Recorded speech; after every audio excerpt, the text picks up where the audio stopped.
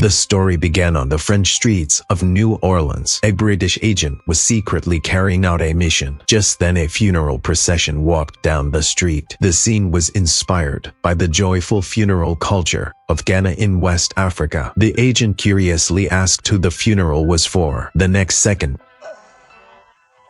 the procession suddenly stepped forward. They set the coffin on the ground and quietly put the agent inside. The team continued moving slowly down the street. Meanwhile, at the United Nations headquarters in New York, the agent's earpiece suddenly stopped working. It had already been tampered with. A series of mysterious agent incidents followed one after another and decided to personally visit Bond. At that time, James Bond was played by Roger Moore. M explained the situation and asked Bond to investigate a man named Kananga. He was supposedly the Prime Minister of San Monique Island. Just then Moneypenny walked in. She came to deliver Bond's ticket to New York and brought along a new gadget from Q. It looked like an ordinary wristwatch, but it had a powerful magnetic function. When Bond pressed the button, the spoon in M's hand was instantly pulled over. The magnetic force was strong enough to deflect bullets. The scene shifted to Bond arriving in New York. CIA agent Leiter had already arranged a driver, but the whole operation had been foreseen by a tarot witch. A white customized 1970s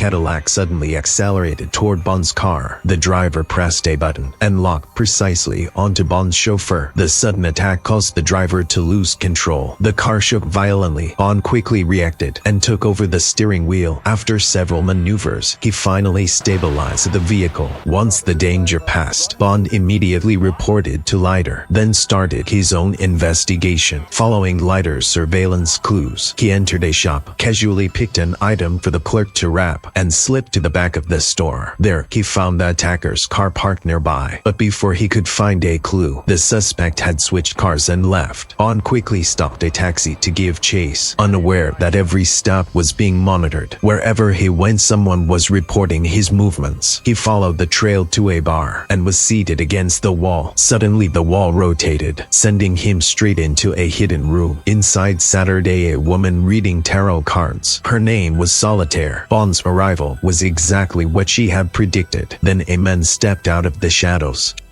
Is he armed?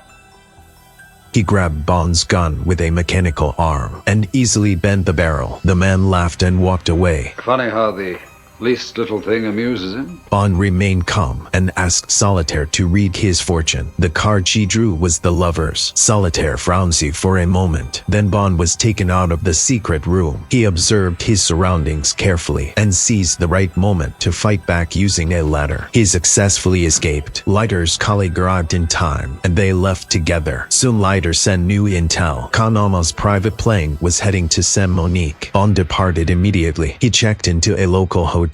The staff told him his wife had already booked the room. Bond was puzzled since he had no wife. It was clearly a trap. The room was empty. Bond searched carefully and found it was filled with listening devices. Such sloppy work couldn't fool him. Just then a woman quietly entered. Bond subdued her instantly. She claimed to be a CIA agent sent to assist him. Bond doubted her but noticed her CIA gear, so he chose to believe her for the moment. The next day before the mission, Bond bought several tarot decks, then boarded a boat with her. Meanwhile, Solitaire's cards once again revealed Bond's location. She told Kananga that Bond was approaching by water. Kananga asked for the outcome. Solitaire drew the Lovers again. Her heart trembled, but she lied, saying death was coming. At that time, Bond and the woman rested on a small island. Bond tested her identity. She nervously denied it, then suddenly looked toward a scarecrow by the trees and ran off. The scarecrow contained a hidden device. Bond was confused. When Kananga heard the news, he was furious. That trap had been set for Bond. He scolded Solitaire. "Didn't you predict Bond's death?" Solitaire calmly replied, "She did foresee death, but didn't see who it belonged to." That night, Bond sneaked into Solitaire's room and started playing with her tarot cards. She became furious, thinking he mocked her faith. Bond calmly asked her to draw one card. It was again the Lovers. At that moment, Solitaire truly believed in fate. Bond had cleverly won her trust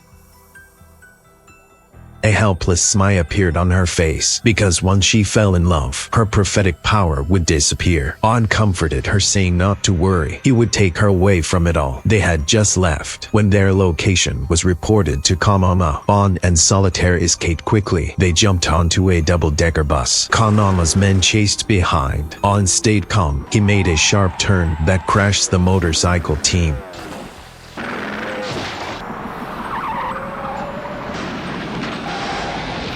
Then drove under a low bridge. Successfully shaking off pursuit, they reached the dock and boarded a boat, temporarily safe. But Solitaire was still frightened. Bond decided to let Leiter handle the follow-up. He escorted Solitaire to the airport, but the taxi was rigged with a trap. They were taken into the airport and prepared to be sent back to San Monique. Bond sensed danger, escaped by his wits. But Solitaire was captured again. After reuniting with Leiter, Bond planned a counterattack to rescue her. To uncover Kananga's secret, they returned to the same bar. This time Bond avoided sitting by the wall, but the trap still existed. He watched the singer perform on stage, and was sent once again into that secret room. Solitaire was already there waiting. Bond was tied to a chair. The man sneered, asking if he was Solitaire's lover. Bond calmly said he would only speak after seeing Kananga. The man removed his mask, revealing himself as Kananga. He questioned Bond again, but got no answer. Kananga coldly snorted and decided to test Solitaire. He picked up Bond's watch and told her to predict the number behind it, but her power had vanished. The answer was wrong. Kananga ordered his men to take Bond to the crocodile farm. While bragging about his skills, he withdrew the bridge, leaving Bond alone on a small island. The hungry crocodiles slowly approached. Bond noticed a wooden boat not far away. He activated the magnetic watch, trying to pull the metal ring closer, but the boat was tied tight. The crocodiles reached his feet. Bond's eyes hardened. He stepped on their backs and leapt away. Crossing over to the shore, he jumped onto a speedboat and escaped. Soon the chasers appeared again. To shake them off, Bond drove the boat onto land at full speed.